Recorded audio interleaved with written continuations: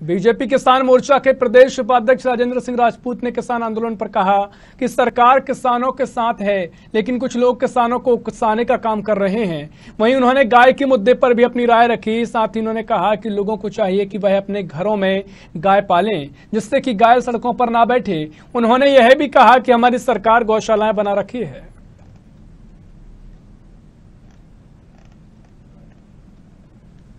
देश में किसान आंदोलन लगातार बढ़ता चला जा रहा है।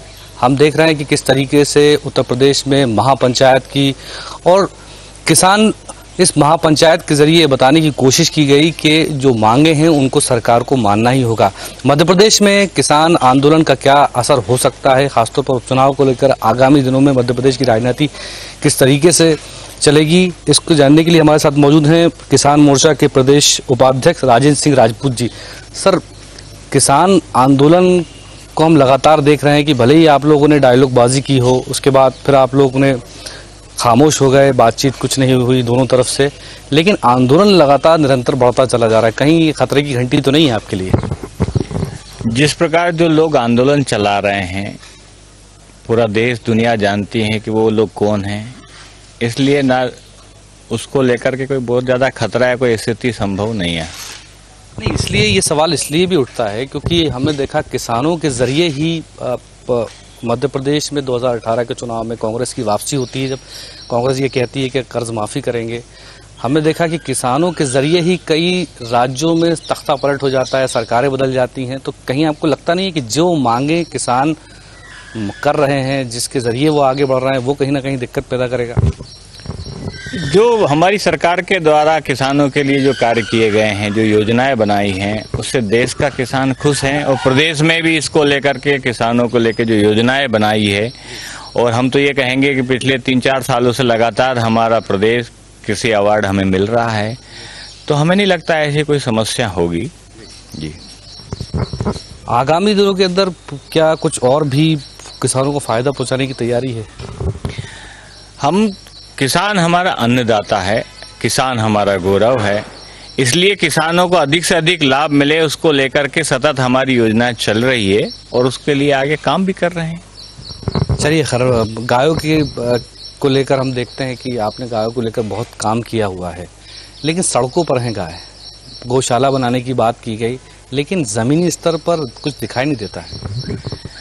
विगत काफ़ी दिनों से हम हर गाय घर घर गाय को लेकर एक अभियान हम चला रहे हैं। उसको लेकर के हमने 30,000 परिवारों में अपने लोग घर गौ माता की सेवा कर रहे हैं। 10,000 गाँव में हम गए हैं। तो हमारा ये मानना है कि हमारा प्रत्येक व्यक्ति गौ माता की सेवा करें।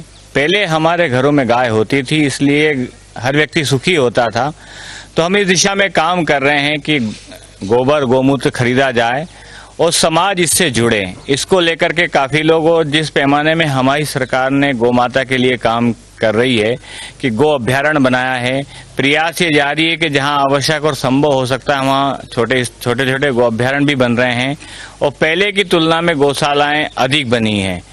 और आने वाले समय में इस स्थिति में हम गौ माता की जो स्थिति है उस पर बहुत जल्दी। आपने कहा कि घर घर गाय होना चाहिए, क्या सभी सांसदों, विधायकों, मंत्रियों के घरों में गाय है?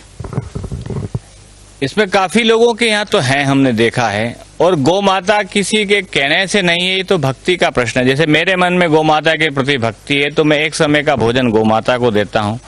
तो लोगों में भाव जगाने का हम प्रयास कर रहे हैं। राजनीति क्यों होती है गाय के नाम पर कि गौशालाएं हम बनाएंगे, मैनिफेस्टो में उसका जिक्र होता है, बीजेपी कहती है हम करेंगे, कांग्रेस कहती है कि हम कर ही रहे थे। ये राजनीति का नहीं, ये भक्ति का प्रश्न है। और मेरा ऐसा मानना है कि जो गौ माता की सेवा कर रहा है उसको राजनीतिक दृष्टि से ना देखना चाहिए। जो भी कर रहा है, जैसे राजनीति भी कोई गौ माता को लेके कर रहा है कि हम गौ माता के लिए गौ अभ्यारण्य बनाएंगे, गौशालाएं बनाएंगे, तो ये तो बहुत अच्छी बात है। गौ माता के लिए लोग काम तो कर रहे हैं, लेकिन हो नहीं रहा ना सर। काफी मात्रा में हुए हैं और लोग लगेंगे। तो सड़कों पर क्यों है?